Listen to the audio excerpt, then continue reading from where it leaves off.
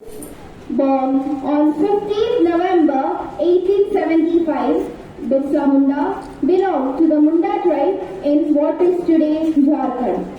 He became the symbol of courage to all the tribal communities across the country.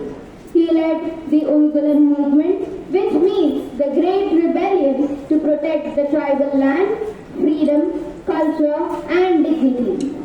He believed that every person, no matter their background, deserves a voice, freedom and respect. Even though he lived only for 25 years, Birsa Munda's legacy is a powerful one which is followed till this day. He showed us that age doesn't matter when your heart is strong and your purpose is clear. On this day, let us commemorate Bhagwan Birsa Munda not just as a hero of history but as a